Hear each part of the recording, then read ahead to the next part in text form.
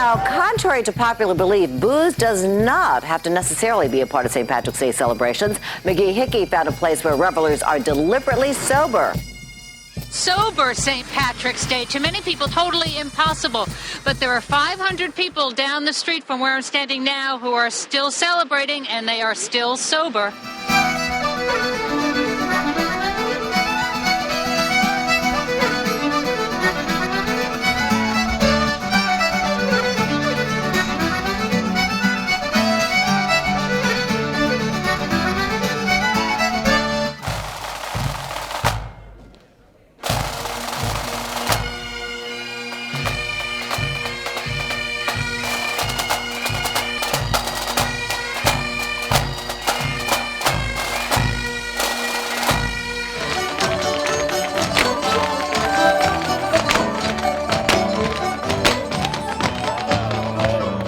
Well, I was looking for something that we could do with the kids that wasn't, crazy. And as soon as we heard about this, we got our tickets. Like, this is what I've been looking for.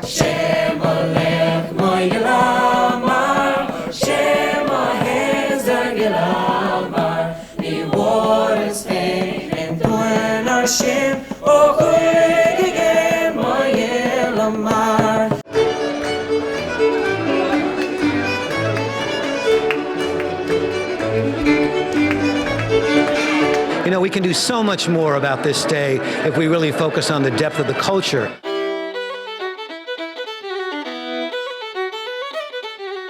Happy St. Patrick's Day. I'm Bill Riley, the founder and chairman of Sober St. Patrick's Day. Since 2012, we've held a rip-roaring party every year in New York on March 17th. But this year, for obvious reasons, we're doing a virtual party with some amazing talent. But we plan to be back next year, live and in person. So, what is Sober St. Patrick's Day?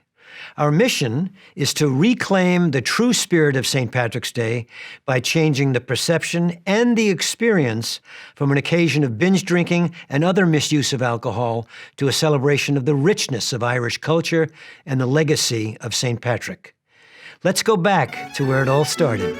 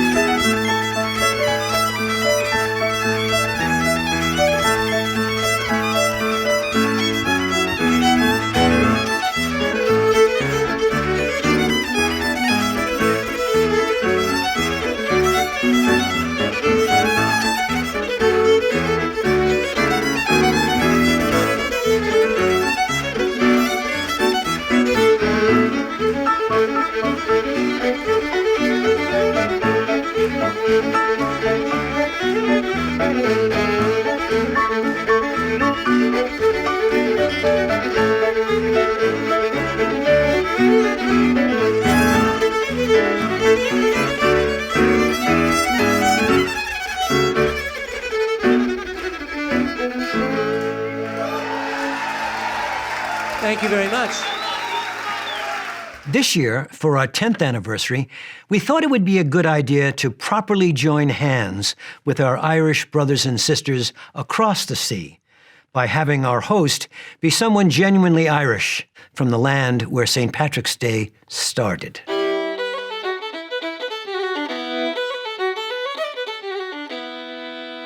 Hello, my name is Samantha Kelly and I am joining you from Ireland, County Wexford, in fact. And I am over the moon about this movement, Sober St. Patrick's Day.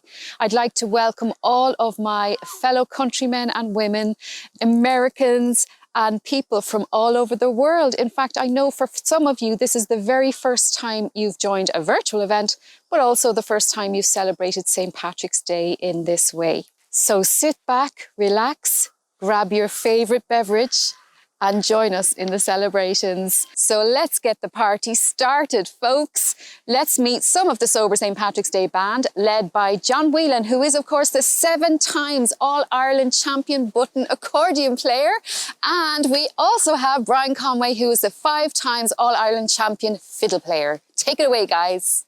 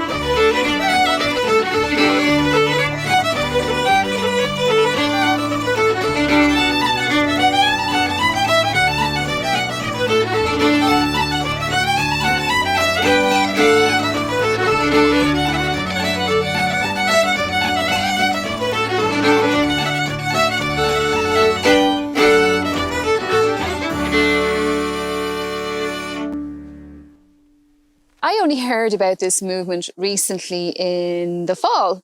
And when I heard about it, I thought, oh my gosh, this is so cool. This should spread like wildfire in Ireland. Really, it's all about reclaiming the day and family-friendly celebration. This family-friendly celebration is also great for parents and little ones looking for somewhere safe and sane to celebrate the day. Speaking of the little ones, there's a terrific booklet you can download from the site. It's by Dr. Tim Campbell, and it's the story of St. Patrick. If you go to soberstpatricksday.org, you can download it there. One of the aims of Sober St. Patrick's Day is to raise awareness about the legacy of St. Patrick. Indeed, in previous celebrations, he would have been visibly absent. But Sober St. Patrick's Day is delighted to welcome Dr. Tim Campbell from Downpatrick in Northern Ireland to tell us more. Hi there, my name is Dr. Tim Campbell. I'm the director of the St. Patrick Centre here in beautiful Downpatrick, the heart of St. Patrick's country and the only permanent exhibition in the world dedicated to St. Patrick. Here we are in Downpatrick, 2 hours north of Dublin, 30 minutes south of Belfast, and behind me is the medieval Cathedral of Down. We would like to thank Sober St. Patrick's Day and the party that you have every year. You raise lots of money for our book, The Story of St. Patrick, which is shared on an education for all of those young people in New York to learn about the story of St. Patrick. It's not all about snakes and shamrocks and green beer, not at all. There's a genuine person with a genuine story there and something that we can all learn from, particularly in these dark days. And as we're here in the spring sunshine, we're virtually celebrating St. Patrick, and we have to think that better days are around the corner.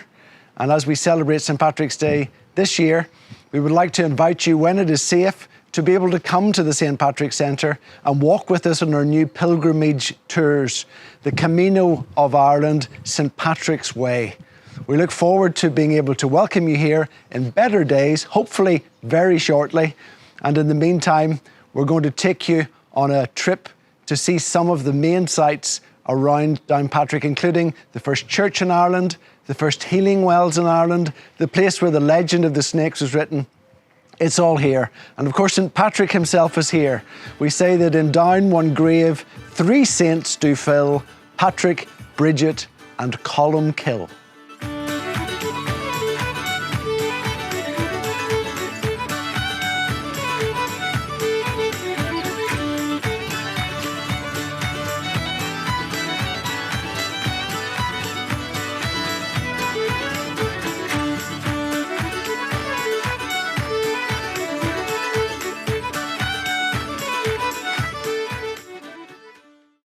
An Irish party wouldn't be a rip-roaring Irish party without Irish step dancers. So please welcome all the way from Long Island in New York, the Donny Golden School of Dance.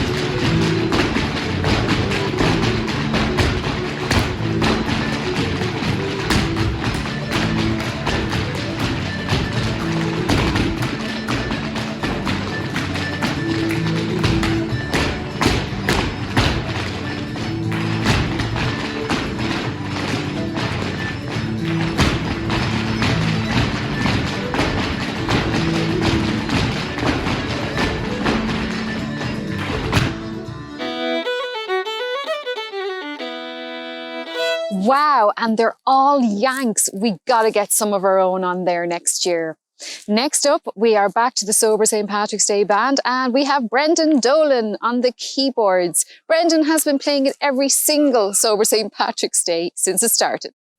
Hi, everybody. My name is Brian Conway. It's great to be part of the 10th annual Sober St. Patrick's Day event. I want to thank Bill Riley for having me back. I've been part of this celebration every year since its inception. When Bill approached me originally about this, I thought this was a wonderful idea to play on a day when people would actually be listening to us as opposed to drinking in a pub. And I'm delighted to be with some of my favorite people and favorite musicians here. Starting on my right, I'll introduce Brendan Dolan on keyboard, Jerry O'Sullivan on the uilleann pipes, and on my left, Dylan Foley. And on the West Coast, we're joined by John Whalen, who is also an original member of the Sober St. Patrick's Day band. And so we're delighted to be part of this again.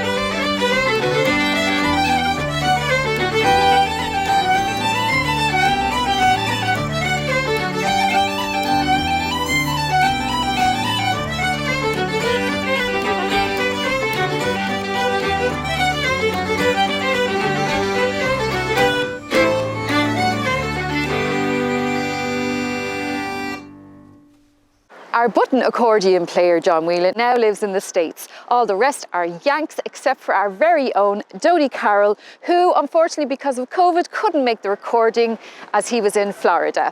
Take it away, Donny.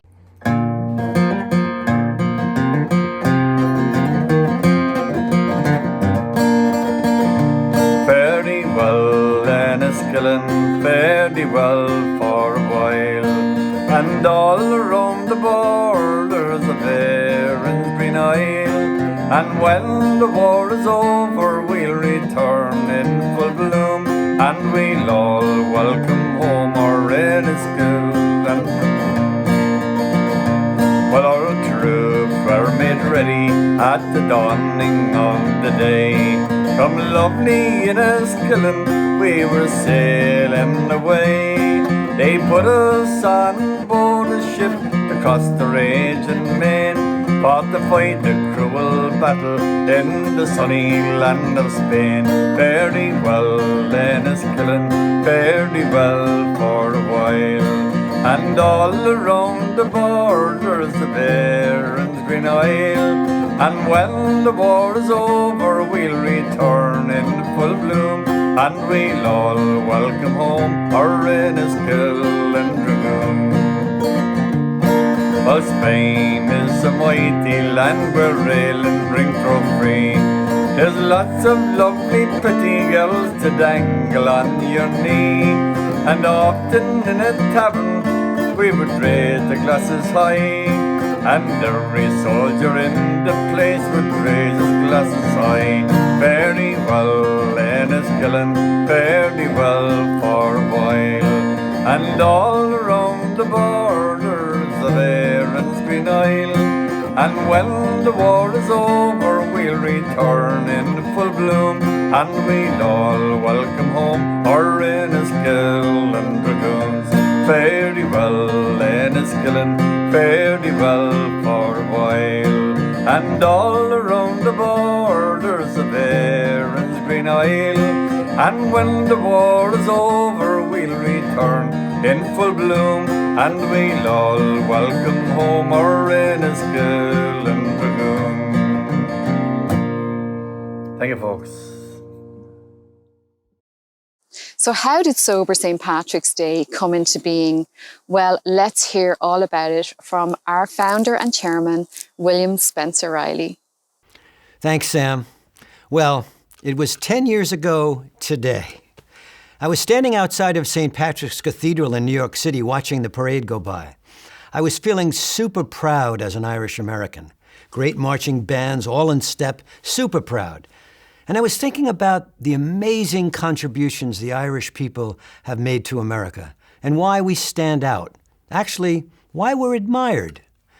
And then, out of the corner of my eye, I saw a young man about 22. He was holding a can of beer in his hand, and he was drunk as a skunk. All of his friends were drinking beer too, and they were equally wasted. It was about 12:30 in the afternoon. Anyway, I went up to the young man as I noticed he was wearing a T-shirt that said, "St. Patrick's Day today, hungover tomorrow." I didn't pass judgment, and I said, "Hey, where'd you get that T-shirt? It's pretty wild." He laughed and he said, "I got it at the mall in New Jersey where I live. They sell 1 million of them. Ain't it cool?" And right then and there, a light bulb went on. I realized that's what this day means to him, and to so many others, young and old. You know, I really couldn't blame him, because that's precisely what he's learned for years, because that's what his big brothers and all their friends always do on March 17th. And once again, New York turned into a freak show that day after the parade and all the bars all over town. But in that moment, I said to myself, what if next year we held a rip-roaring party with world-class musicians and singers and dancers and storytellers, but no alcohol? A place where anyone not wishing to get wasted could go on March 17th. A place where parents could bring their kids because they're afraid to bring them to the bars on St. Patrick's Day, which are an absolute zoo. And I thought, what if instead we focused on the depth of Irish culture and what makes us special as a people? And why everyone wants to be Irish on St. Patrick's Day. You know, the Irish are a very kind and giving people. But it was even deeper than that for me. You see, I almost lost a family member to alcohol abuse a few years before that. And the truth is, I too was a lot like that 22-year-old kid when I was his age. And so my journey began to create a sober St. Patrick's Day party in 2012. More on that later in the show, but let's get back to this party. So, back to you, Sam. Those t-shirts, so annoying. And I do believe there's a guy in New York who buys up all of those in Walmart and sells them for fortune on March 17th. But look, that's just a drop in the ocean. Onwards and upwards. Let's talk about this year and next year. We're going to have a chat with Jim Frawley, who is on the board of the Sober St. Patrick's Day organisation.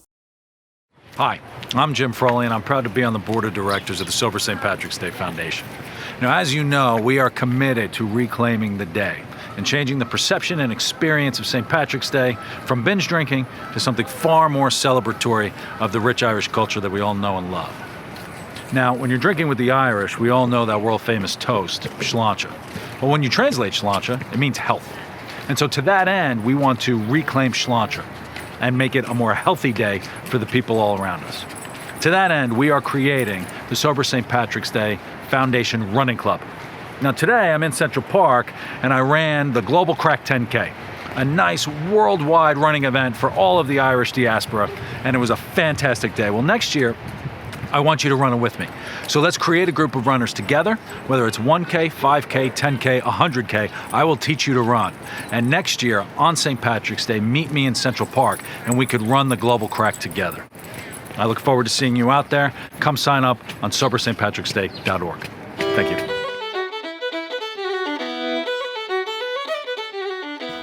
Up next, let's welcome the terrific singer Liz McNichol, accompanied by the great Joni Madden and Gabriel Donoghue.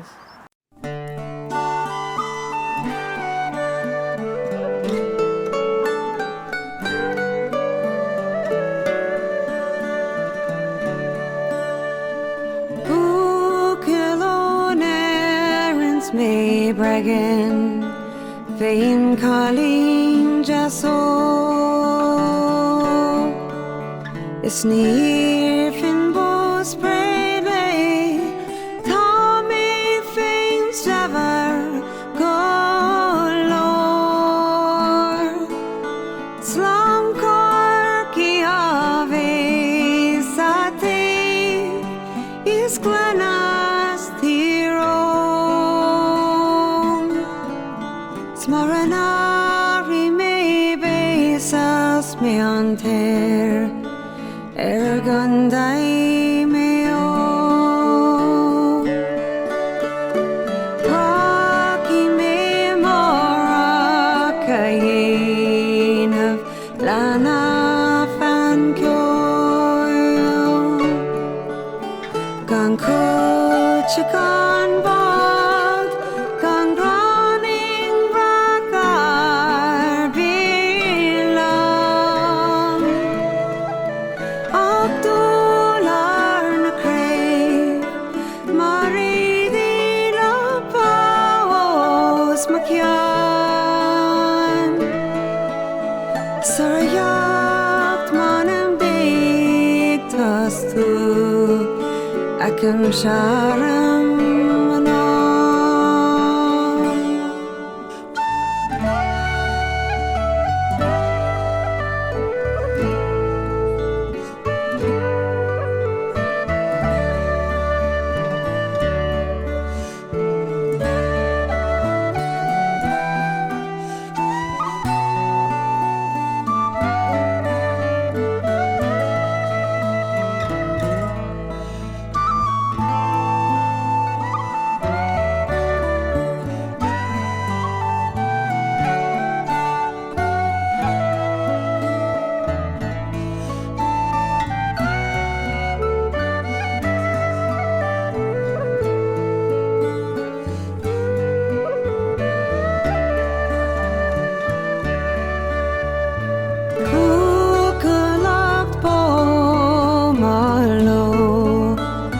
Clocked me shrill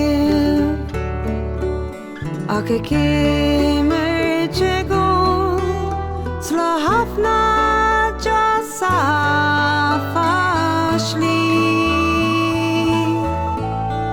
Makai me mustor Ni moja gorkai me makil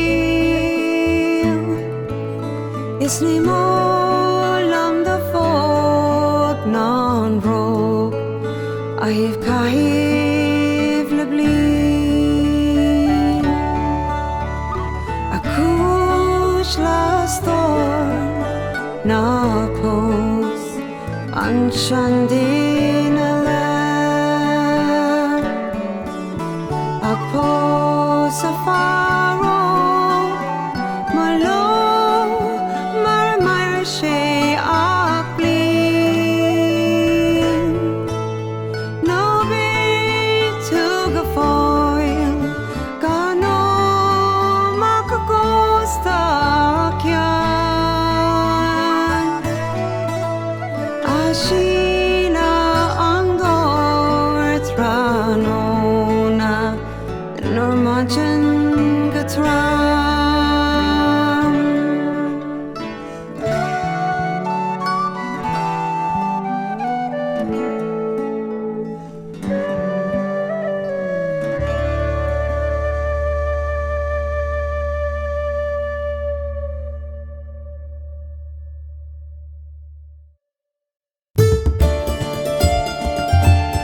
Hi, I'm Terry McCoy. It's the 10th anniversary of Sober St. Patrick. I'm going to be cooking 3 special dishes from my book St. Patrick's Plate, and you're all invited. Really looking forward to it.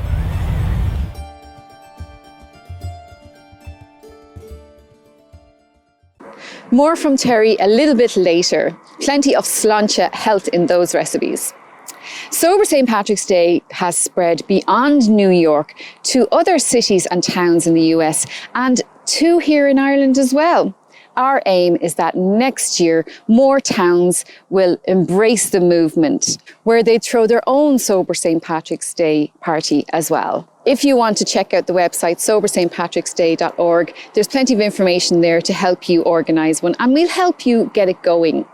So 10 years later, how did this movement actually get started? Back to William Spencer Riley. Like I said, I had this idea. But let me say up front, we're not at all against people having a drink on St. Patrick's Day. We're just against people having 7 or 8 drinks on St. Patrick's Day and sending the wrong message, particularly to young people. So anyway, the next year, in mid-January of 2012, I'd raised some of the money I needed to try and throw this party. But I still needed more sponsors and donors to pull it off. Then, thanks to Maura Kelly here in New York, she had me meet the Consul General of Ireland, a very kind and smart man named Noel Kilkenny. Noel thought the idea was ambitious and very difficult to do in New York, but he said he would help by hosting a luncheon at his beautiful apartment in Midtown Manhattan on the 53rd floor with this panoramic view of the Big Apple. But he left it to me to invite the guests. Believe me, the venue helped.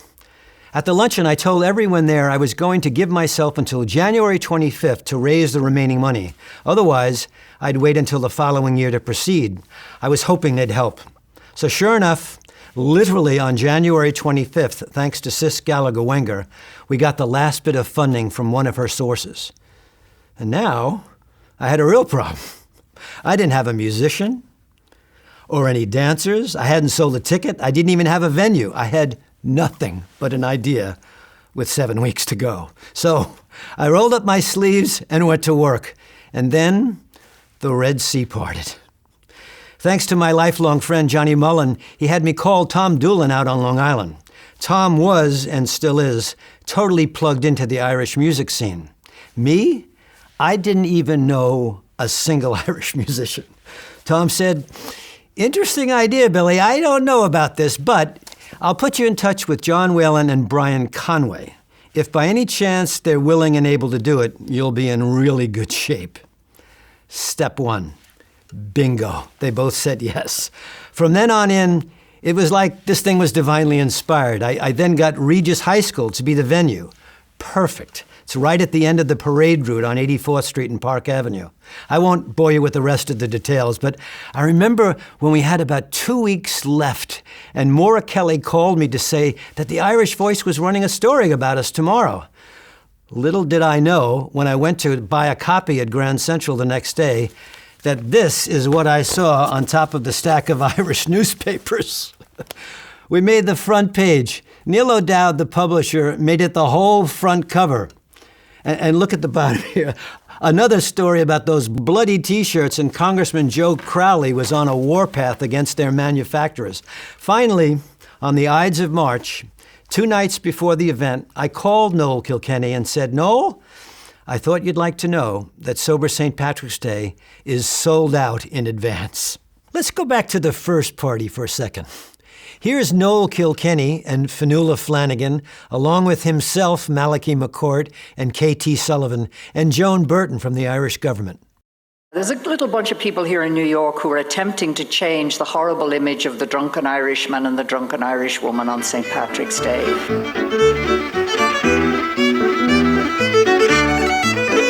This looks like a fun party celebrating all things Irish, except there's not an ounce of alcohol here. It's not anti-drink, it's anti-drunk. And I think that's a critical distinction. So the Ireland that I was born into and the Ireland that I grew up in, the pubs were closed on St. Patrick's Day. So alcohol was never associated with the celebration of St. Patrick's Day.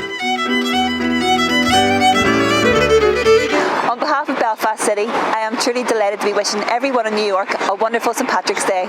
We are so excited to be linking up to the second Sober St. Patrick's Initiative and hope that you're all having a great time in the Big Apple. I have been really impressed by this initiative of the Sober St. Patrick's Day. So well done to the people who've developed this idea, and I do hope it travels back home across the Atlantic to Ireland. If you want to support changing the image of the drunken Irishman, it's about time we change that image, isn't it?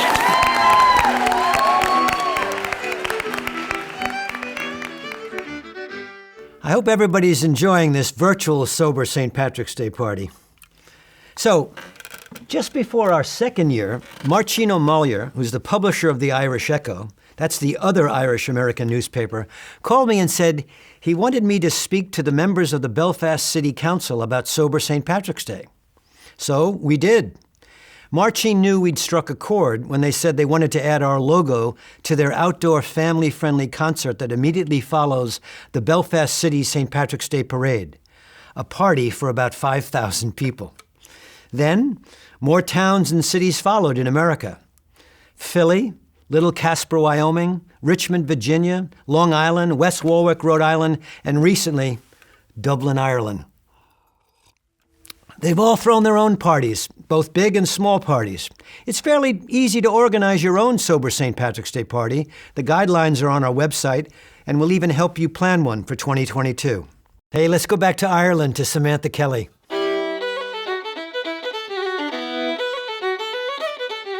Thanks, Phil. Now back to the Sober St. Patrick's Day band. We have Jerry O'Sullivan playing the pipes. He's one of the best in the States.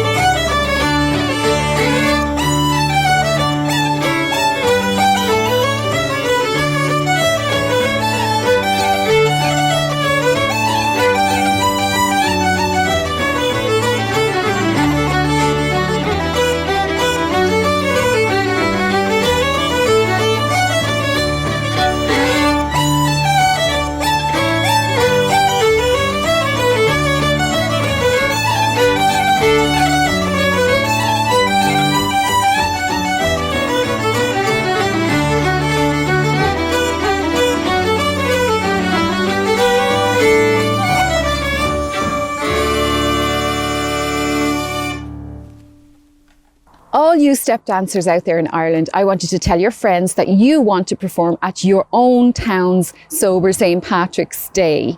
Getting hungrier? Please welcome back Terry McCoy from St. Patrick's Plate.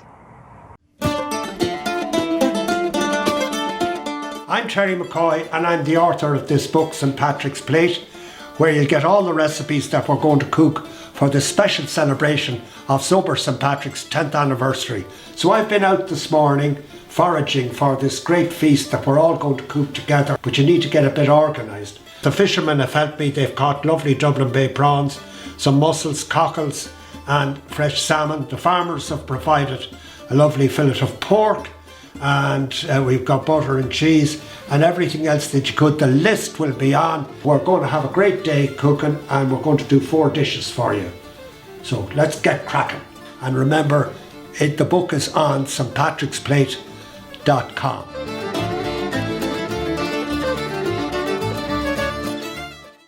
You're going to love this meal. And next year, we're planning to bring Terry over to New York as part of a live celebratory meal of St. Patrick's Day Plate and make it part of the annual celebrations for Sober St. Patrick's Day. Move over, La Cuisine de Paris. The Irish are coming. Next up, we're going to hear from Frances Black, who was here back in 2015 when she attended the New York City Sober St. Patrick's Day. I think this is just the most amazing initiative that could possibly happen. This is something that I would have dreamed about for years, and that's why I came to New York. All the lies that you told me, all the tears that I've cried, all the loving you gave me, it was a lie. I could never imagine when I fell so high that there could be somebody new, better than you in my life. When I woke up this morning with tears in my eyes, I never felt more like saying goodbye. I could never imagine when I fall so high that there could be somebody new, better than you in my life. Come on, sing it with me. Are you ready now? Am I just fooling myself? Now that Frances is a senator here in Ireland, we're hoping that the government can get behind this movement too.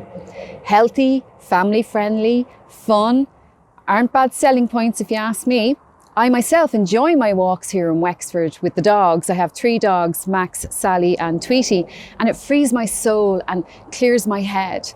Speaking of walks, let's join Martina and Elaine on their walk up in the St. Patrick's Centre in Downpatrick. Hi, I'm Martina Purdy, and I'm a pilgrim guide here at the St. Patrick's Centre in Downpatrick, and I'm about to lead a group of pilgrims on the walk of their life. So if you are interested in history, spirituality, or just the outstanding beauty of this area, why not come and join us?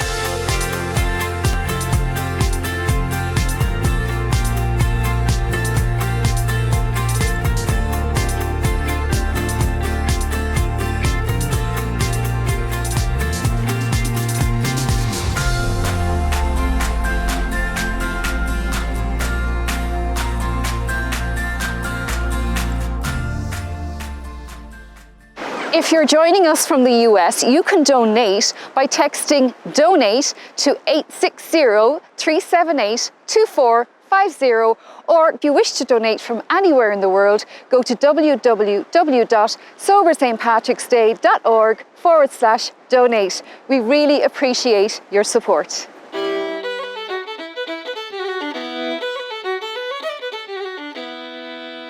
Besides introducing St. Patrick's Plate this year, we're also doing something new in reclaiming sláinte.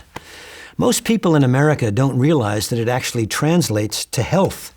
This frame Sláinte piece is a piece of Ogham art, the earliest written form of primitive Irish. It can be purchased on our website, and it'll be available this whole year during our 10th anniversary. It's only $22 thanks to Colleen Conway. But speaking of our website, I must thank Loretta King, who's been our webmaster for the past 7 years, and Yetkin Hughes, who built our original website 10 years ago. But most importantly, I must thank Edward Roy, Molly Gamache, and Tara Latour of J6 MediaWorks for shooting, producing, and editing this evening's show for our 10th anniversary. J6mediaworks.com is worth a look. They're among the best in New York for excellent video production.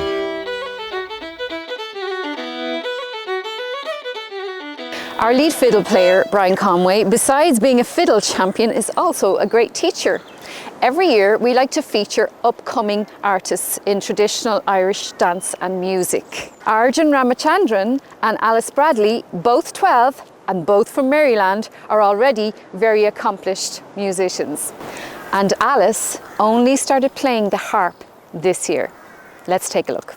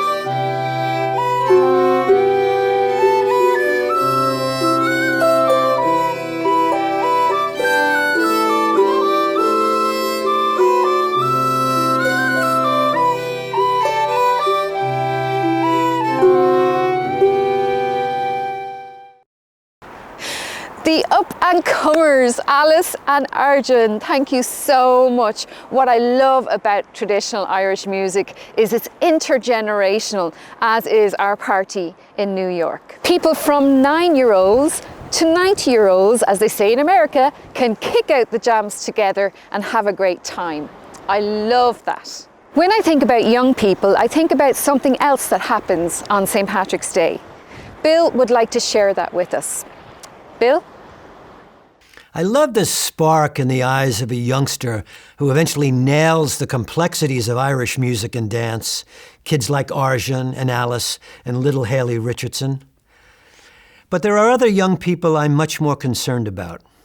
Unfortunately, St. Patrick's Day has now become the #1 day, i.e. the worst day of the year, for the introduction of binge drinking to high school and college kids.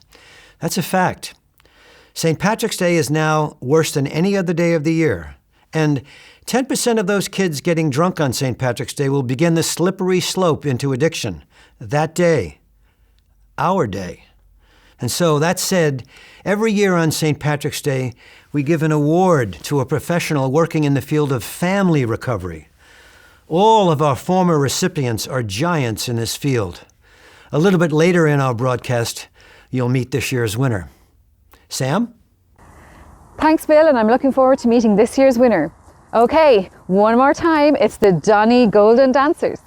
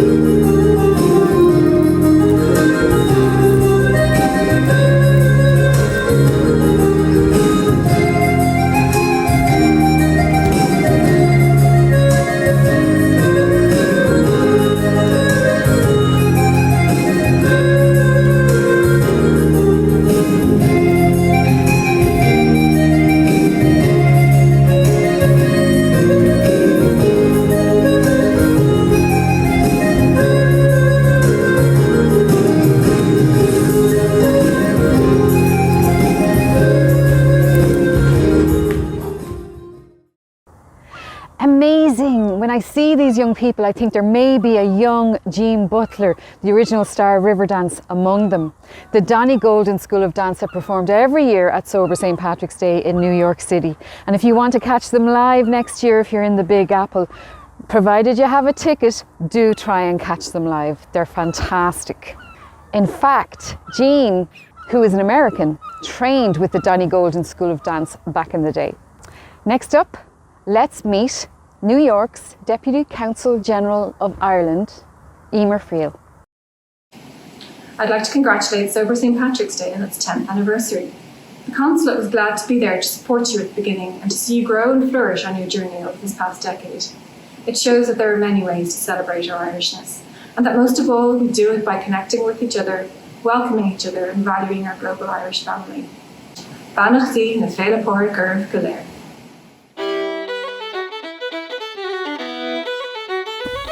Two members of the band who also couldn't make it because of COVID, unfortunately, were Flynn Cohen and Liz Simmons, but they send their regards with this beautiful piece.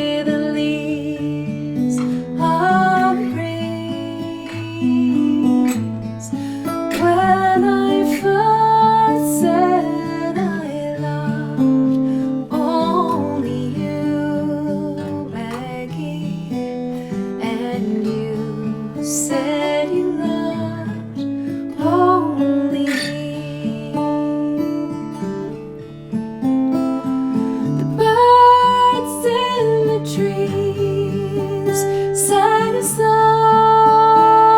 Maggie, of happy transports to be.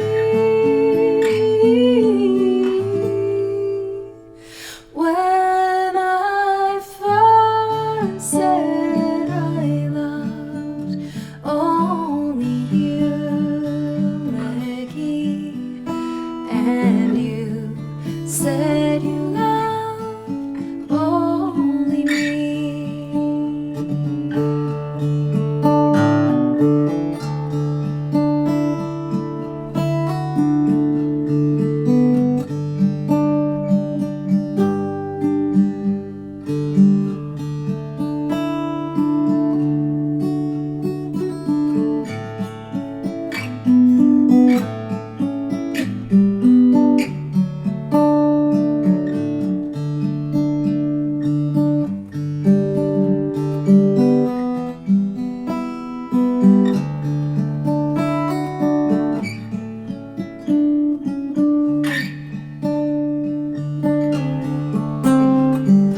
Dreams they've never come true, Maggie.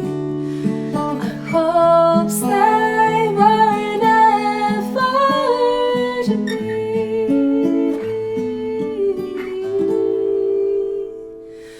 When I first said I loved only you, Maggie, and you said you loved only me.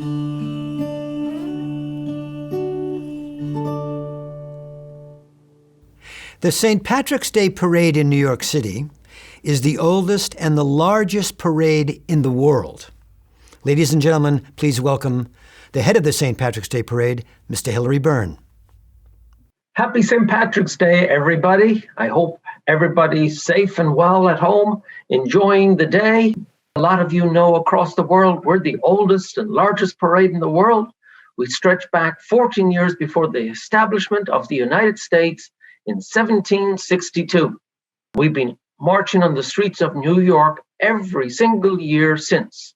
Congratulations to Sober St. Patrick's Day. I want to congratulate you on your work, and also, more importantly, this invitation to the Sober St. Patrick's Day organization to come and march when we return on the streets of New York next year as part of the 2022 St. Patrick's Day Parade on Fifth Avenue. Happy St. Patrick's Day, everybody.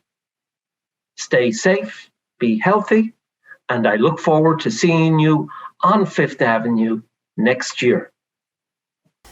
I've dreamed about that for 10 years, Hilary. So thank you and thank the New York City Parade Committee. And trust me, we will march strong and proud next year in 2022. Thanks a million. We also like to focus on the breadth of Irish culture, which includes great storytelling and especially great literature. Over the past few years, we have partnered with the Irish Arts Centre in New York, who give away 10,000 books on the streets of New York on March 17th. 10,000 books. The programme is called, I kid you not, Get Lit, and their spokesperson is Liam Neeson. Getting literature into people's hands is something we fully support, and always at our New York party we would have a free book giveaway table thanks to the programme of the Irish Arts Centre. Since they can't have the free books distributed this year on the streets of New York, obviously because of COVID, they've gone digital, like ourselves. Malachi McCourt is Frank McCourt's brother, and he has been a huge fan of Sober St. Patrick's Day since it started. Let's take a look back. I remember who I insult today, and I love, I can wake up on the 18th of March knowing who I did insult. This is probably the most important event since St. Patrick's Day parades started. As Hugh Carey once said, the Irish march up fifth and stagger down third. I like the whole idea of that we're getting more of a reputation for great words rather than for great drinking. And we'll all go together to proclaim mountain time all around the blooming heather. Where you go, the blessing go. Thanks, Malachy. And now it's time for our big annual award. Over to you, Bill Riley. Thanks, Sam. Our Emerald Spirit Award was first given out in 2012 at the first Sober St. Patrick's Day party to Sis Gallagher Wenger, President and CEO of the National Association for Children of Addiction. From the very beginning of this movement, Sis has been like the big sister I never had. She's taught me and thousands of others about the urgent need to raise awareness around helping family members of addicts and alcoholics. And her love of the children affected by this disease is perhaps without peer. Tirelessly, even today at the age of 84, she continues to be the president and CEO of NACOA. Sis Gallagher Wenger set the bar very high for future winners of this award, and as you can see here, 8 men and women have been recipients of this honor so far. This year's recipient works with young people in Westchester County, just north of New York City.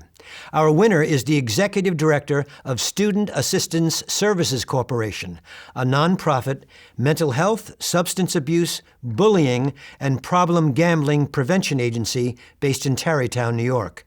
She has developed 3 national model alcohol and drug abuse prevention and early intervention programs currently implemented in over 150 secondary schools in New York State, and they're replicated nationally. She has presented at conferences in 44 states and published in many professional journals. And the winner is, Sam, please do the honors.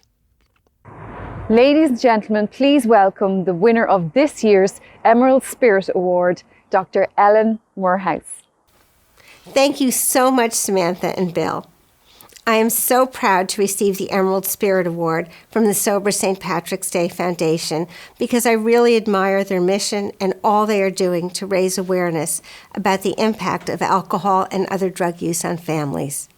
The foundation has decided that St. Patrick's Day doesn't have to be in that list of days such as New Year's, July 4th, Super Bowl Sunday, and others that are supposed to be happy family celebrations, but are often characterized by excessive alcohol use and/or the use of other drugs. As you see from today's celebration, the foundation provides a fun, affordable, and this year free alcohol-free celebration that exemplifies what St. Patrick's Day is supposed to be.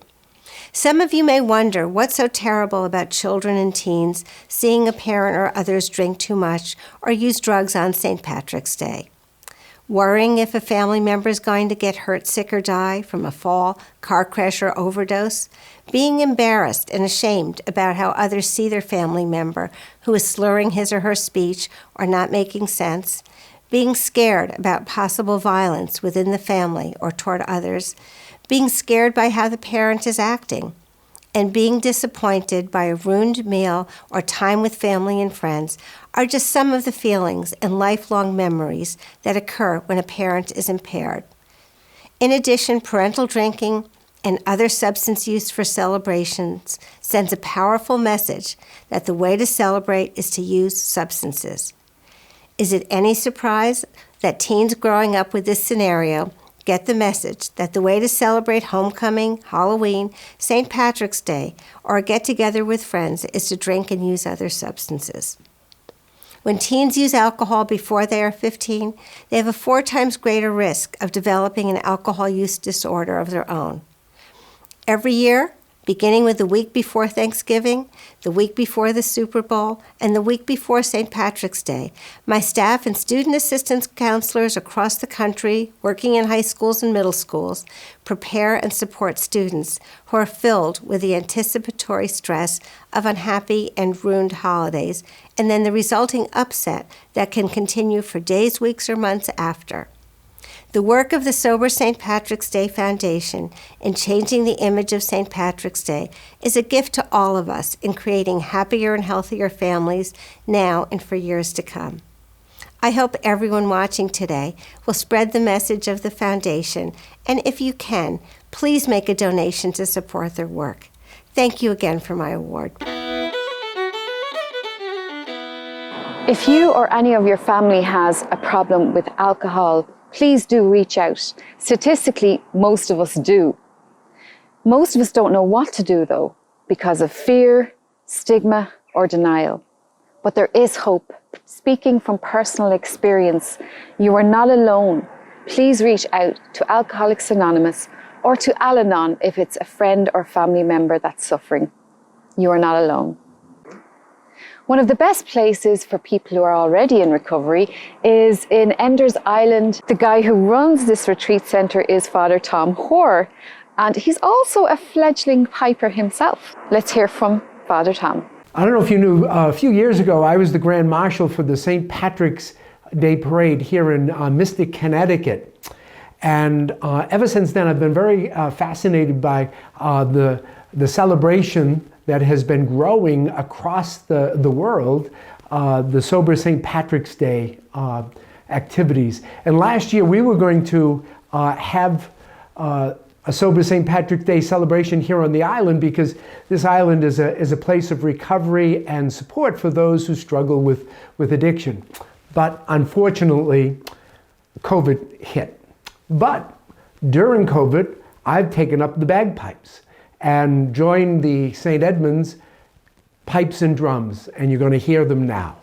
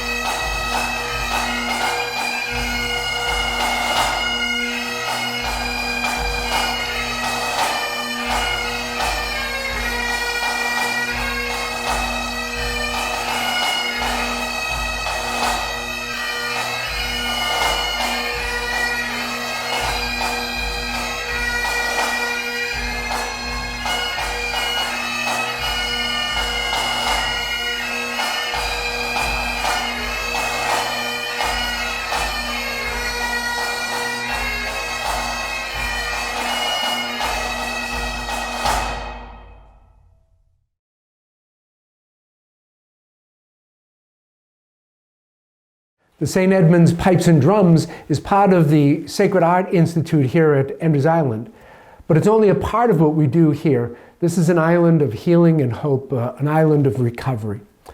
When you join us next year, maybe you'll see me playing the pipes with the St. Edmunds Pipes and Drums. But in the meantime, let us celebrate the great gift that the Irish people have given us and the role that St. Patrick has played throughout our history. As Sober St. Patrick's Day permeates all of our towns and villages, hamlets and cities, our rural areas and our homes, the prayer that we have for all is, may Christ go before you, may Christ go beside you, may Christ go ahead of you and behind you, above you and below you, and may the Lord lead you along the path of discovery and the journey of recovery. God bless you, and we'll see you in Mystic, Connecticut next year. Thanks, Father Tom. Now, another tune from our very own County Kerry's Mary Courtney. Take it away, Mary.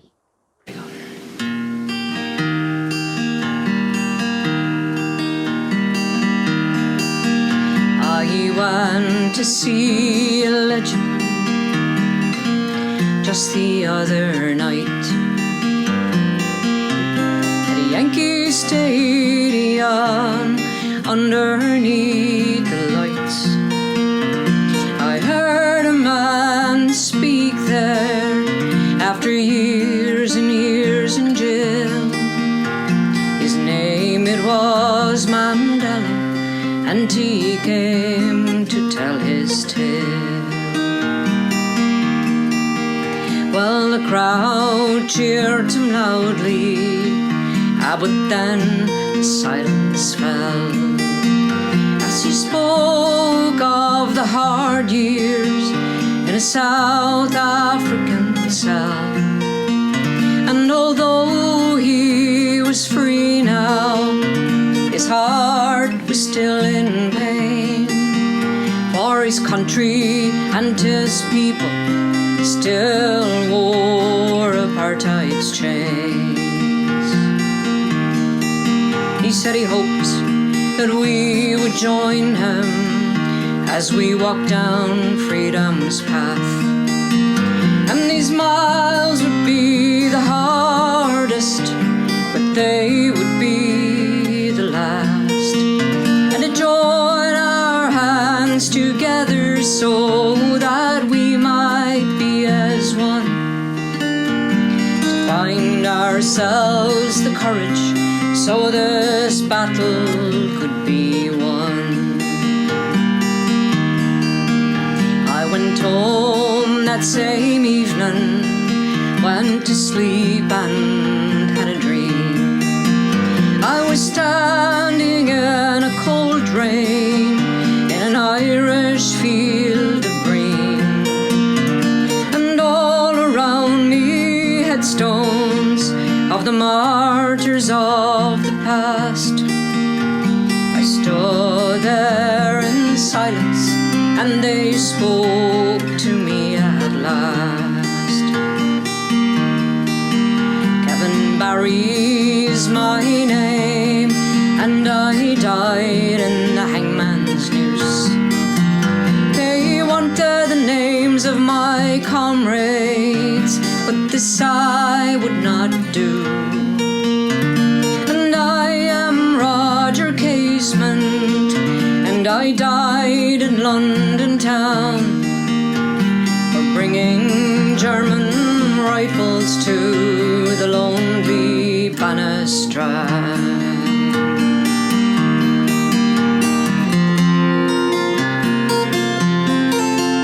James Connolly is my name, the working people were my life. When they shot me down in Kilmainham jail, it brought great civil strife.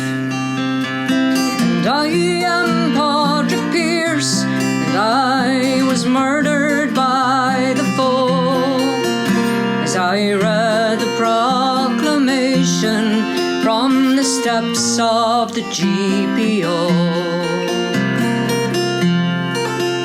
Well, the last voice that I heard said my name is Bobby Sands, and it's good to hear Mandela's words ringing through the lands. I hope they hear him up in Belfast and Derry and Tyrone. Maybe then those English soldiers will know it's time to go home. I awoke in the morning, nothing made sense at all. Who would believe they would knock down the Berlin Wall? Well, they freed Nelson Mandela, or could this really be?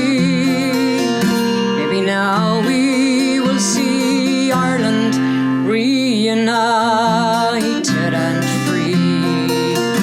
Maybe now we will see Ireland reunited and free.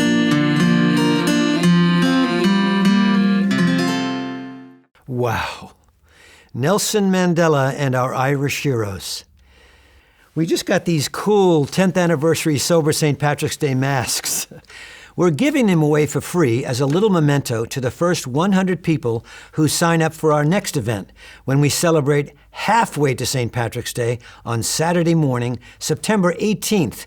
It'll be our inaugural 5K run in New York Central Park, chaired by our board member, Jim Frawley, who will lead us in a healthy Schlancha run. And for you folks in Ireland and beyond, you can join us virtually for that event, even if you choose to just walk the 5K. So, for the first 100 people to sign up, just send us an email. We're coming up to the end of the first part of the programme now, and we will take you out with the Donegolden School of Dance.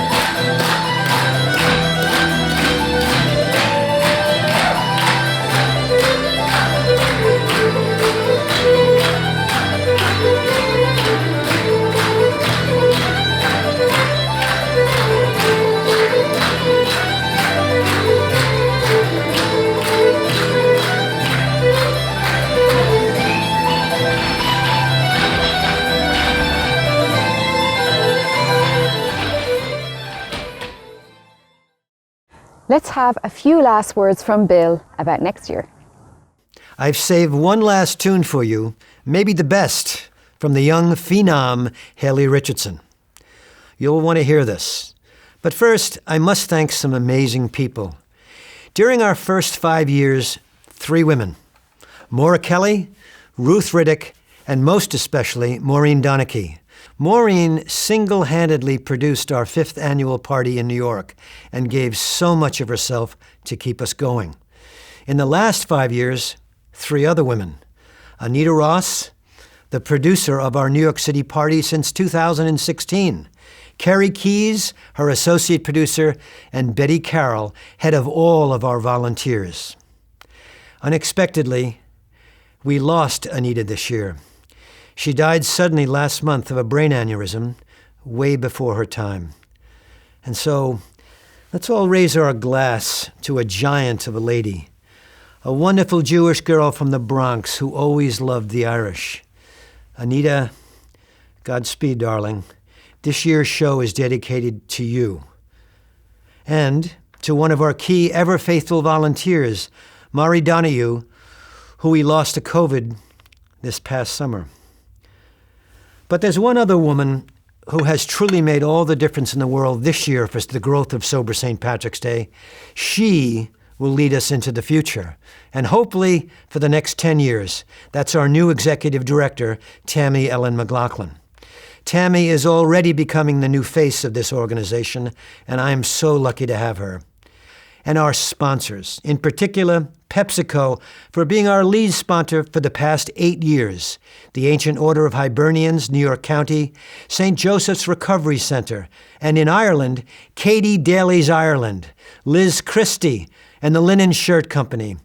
Also, our partners, St. Patrick's Plate, FoodIreland.com, the Irish Heritage Tree, and OghamArt.com for Shlanta, which means health.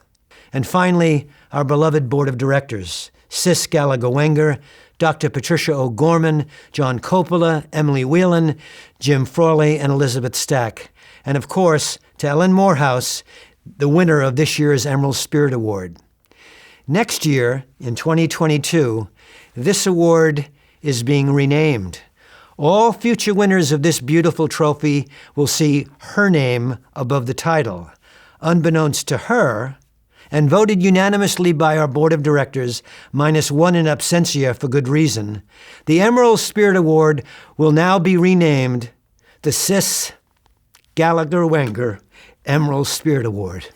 Sis, who won this award in our first year, has been the woman who has done more for Sober St. Patrick's Day's growth and longevity than any other person on the planet. Congratulations, Sis. Our board loves you as much as I do. So, you may be wondering why this guy up here isn't wearing any green on St. Patrick's Day. Well, look a little closer. There's green all around me. There's green all around me. Ah, yes, the magic of the green screen, probably invented by an Irishman. So, let me take us out with the best example and the main reason of why we do this. Ladies and gentlemen, from our very beginning, Miss Haley Richardson.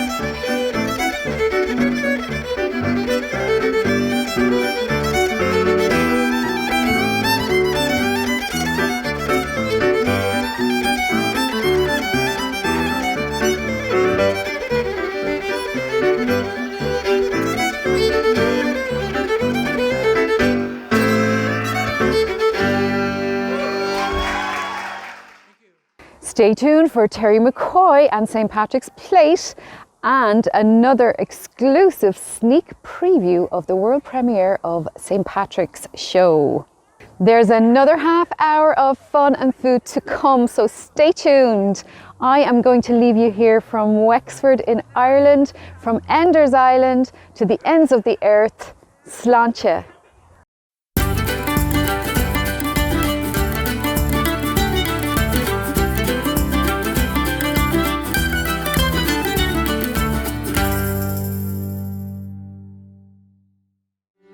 Hi, so just imagine in 432 Patrick was on the island of Skerries and all these ingredients would have been available to him.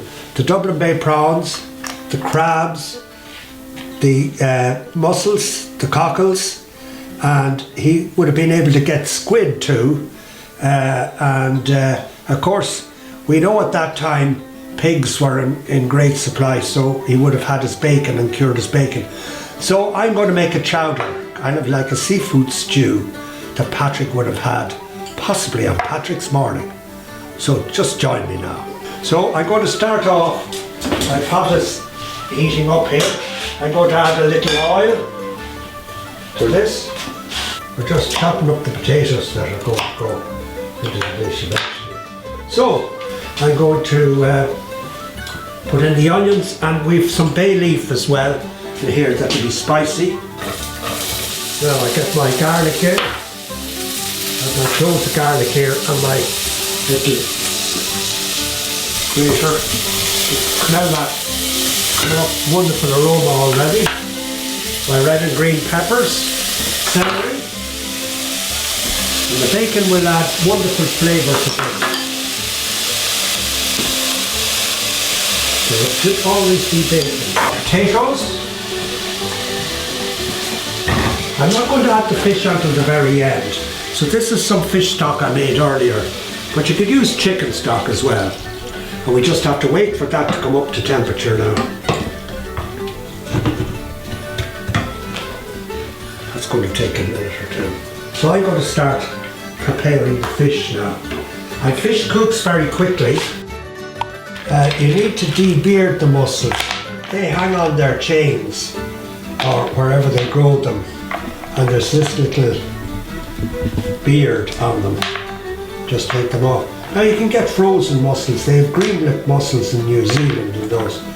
So if you don't want to do all this work, the fishmonger can give you frozen mussels, I imagine. But the fresh ones would be lovely. So I'm trying to stick as much to the recipe on page 44 as I can.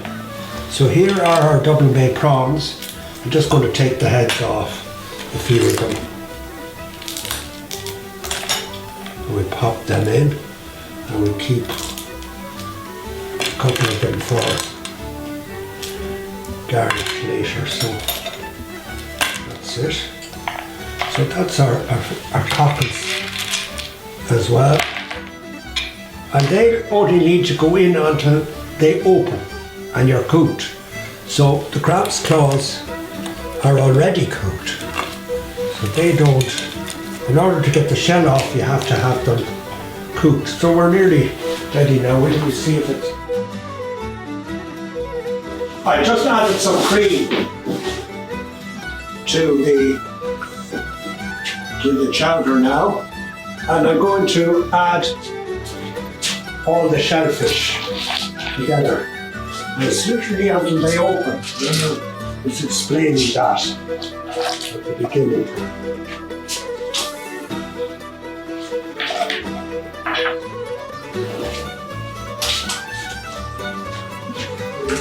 Very quickly, in fact, I can see some of the mussels starting to open now, and the salt from the shellfish will season it. So don't put any salt near anything. This will be salty enough. So we're going to have a couple of slices of brown bread with this seafood chowder. So this brown bread is the recipes in the book as well, so make sure you get that. It's really lovely, and I think you get most of the ingredients from American, no problem. So this will go beautifully with the slice. and then some butter down the top of it. It'll be just great. Now I'm going to start plating us now. See, the mussels have opened. It's very important that they do, and the cockles as well.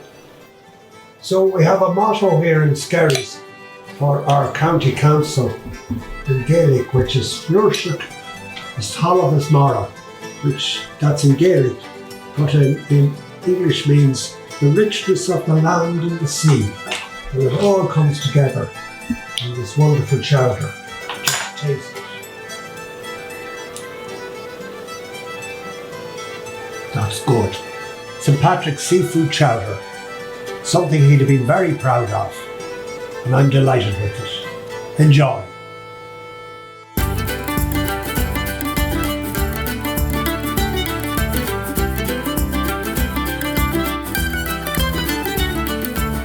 Now salmon I particularly picked out for a recipe on page 17 of my book, and it was because salmon was always available to Patrick when he landed on St. Patrick's Island in Skerries in 432, and just north of here would have been the Boyne River, where the salmon ran free all year long, so it was a constant source of food. So let's go. We've got some chopped tomatoes, chopped celery, chopped red and green peppers, and there's some yellow peppers in there as well. And we've used a red onion just for cover, but you don't have to have a red onion, any onion will do. And I've got some fresh salmon fillets and some smoked salmon, offcuts of smoked salmon. And I've got horseradish sauce and mascarpone cheese. Now we soften it all with maple syrup, all the way from Canada. And we spice it all up with there's some Tabasco type sauce here. And we've got some apple cider vinegar. Here we go, we'll take out the mascarpone cheese. Now this is kind of representing kind of goat's cheese really. So we'll add in the horseradish, which is nice and spicy. And we'll add just a tiny bit of cream to that. I'm just going to try and loosen all this up because the mascarpone cheese will be a bit hard. And the apple cider vinegar. A glug. Chefs are terrible for not measuring anything. And now my whisk. We'll try and beat all that together. Now, when this comes together, you can set it in the fridge for about an hour, and it will actually become more solid. Now we'll get the salmon and we'll cook up the salmon. So we've got the salmon piece here, this should be sufficient. So we're going to try and cut it into very thin little squares or cubes. Now, and then my little piece, I'm just using some smoked salmon here. So I've chopped up my raw salmon and my smoked salmon here. So I'm going to add that into the bowl.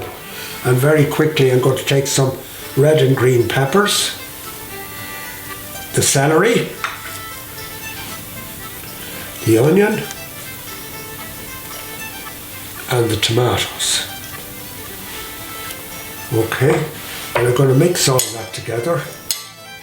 And then I'm going to take my mascarpone cheese. I'm going to add that to this mixture. And spoon all that together.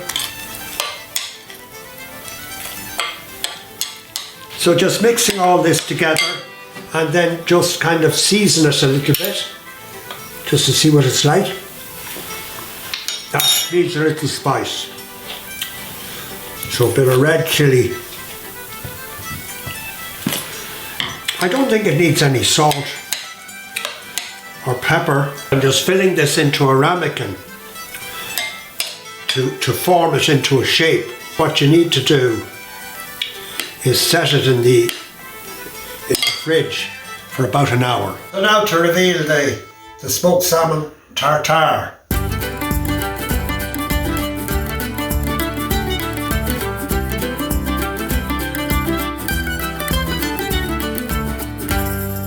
So this recipe, the pork medallions with the blue cheese sauce was influenced by the story of St. Patrick, how with his compatriots when they were at sea, they got wrecked and they were actually starving. But Patrick had great faith and he said, the Lord will provide. And suddenly they fell upon a flock of pigs. So he loved eating pig meat. It saved his life at one stage and his compatriots. So here we've got a pork fillet, which I'm going to prepare. We've got the blue cheese to go with it, some butter to cook it in, cream and whipped cream just to finish off the sauce. And I'll use a little bit of rapeseed oil as well, and have some vegetable stock. So we'll start off now. A little bit of preparation goes a long way with this particular dish, just to take off that kind of grizzle on the outside, which is kind of a muscle, and it won't help the dish at all if it's left there. It kind of gets very chewy. So I'm cleaning all that off. Now I'll cut them into this. I'm going to prepare the medallions now. We want to flatten that now. So using a piece of tin film, but I'm going to actually use a plastic bag here. And I'm just going to place it in it. And then I have my banger here. Ready. Not too aggressively. Season those now. That's the end of the value.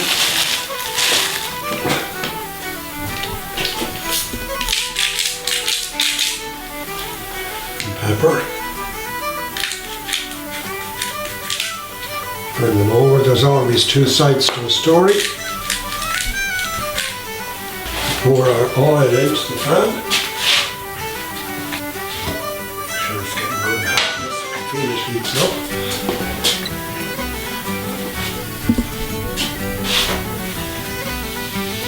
Yeah, and we can hear the sizzle.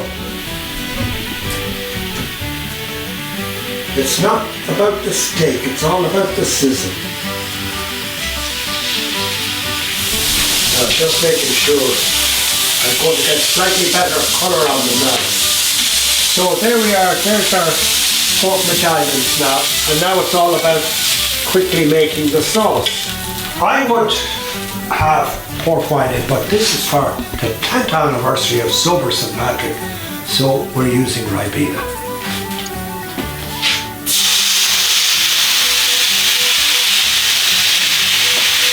So now, we're going to let that reduce down. We'll add in the blue cheese and let it melt in. Some cream now.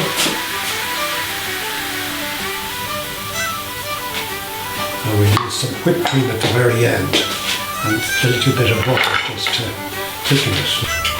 So we're nearly done. This sauce is very, very quick to make, but lovely and rich. See it all just pulling together now.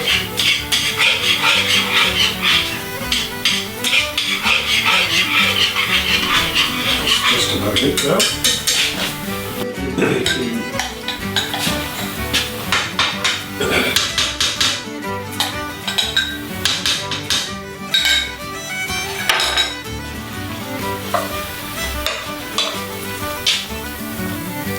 Just melting the whipped cream into it now.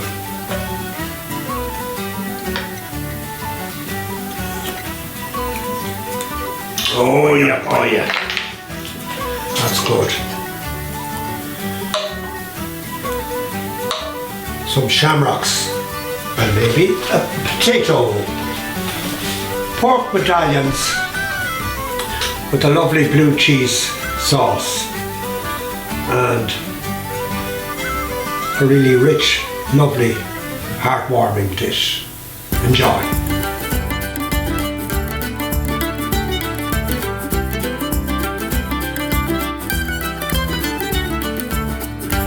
Now we're into the hake. This is the horseradish hake dish on page 55. Now, hake may not be widely available. It's a beautiful fish. It is here in Ireland and it is all over the continent. But in America, cod would substitute, even snapper, you know. So you get that in the Mississippi. So your fishmonger will help you to get this together. But one of the interesting things about this, we always put horseradish with roast beef. but not necessarily so I combine it with the hake. And the sweetness of the fish is cut by the horseradish, and it's an exquisite dish, so it's one of my creations from many years ago. But you could imagine Patrick on the island in 432, he would have had the wild horseradish there with him. It's the root you're looking for. It's nice and spicy. So let's go. First of all, we've got the fillets here, lovely silver fish, and we're going to take off the skin because that won't add anything to me. We'll just get the knife down along the back of it and just gently waggle it like that, and it will come away completely. You wouldn't always take it off if you were grilling the fish. A lot of the flavour is in the skin, so if I was grilling or baking the hake, I would leave the skin on as I would with salmon or any other fish. I'd leave it on, but that's finished now. So all I'm going to do is put a bit of pepper on that. There's enough natural salt in the fish, so I'm not going to put any salt in because it's been swimming in seawater. And we're going to put that in now to the steamer here. Stuck it in there and it gets lovely creamy white when it's ready. So we put the lid on that now, and I'll try and turn it up a bit to get it a bit more vigorous so it steams away pretty quickly. And I have some baby potatoes that we got from the allotment earlier in the morning boiling away to accompany it. So the hake is on the steamer behind me here and is within 3 minutes of being ready now. So I'm going to start getting ready to make the sauce to flavour the dish. And I'm using some horseradish here and I'm going to put it into the jug with the whipped cream. Now I'm going to simply put some fish stock into the pan here, just like that, not very much, and add a little cream to it to reduce it. And then we'll add more cream, and we have a couple of knobs of butter here as well. And we'll add our horseradish and cream we mix together. And I'm going to add some butter, cold butter, just to stir it into it. Don't get scared. It'll all come right. So we're very shortly now ready to plate up. There we are. Now we can have a look at the hake is ready. We have a plate ready over here. Beautifully milky white fish. And just as soon as you see those little bits of milk kind of coming up from the fish, you'll know that you're ready. One of the greatest crimes against any fish is to overcook it.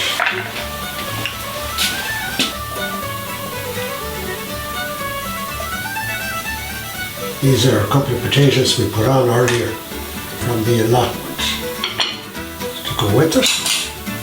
So we've added a couple of orange segments just to cut the sweetness, and a couple of boiled potatoes from the allotment. That's our horseradish hake, and it'll be really beautiful on St. Patrick's Day. It's worth the effort. Enjoy. So we've cooked the food.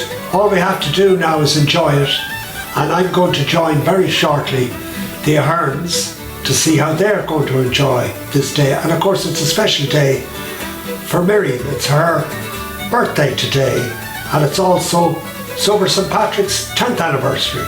Lots to celebrate. Enjoy.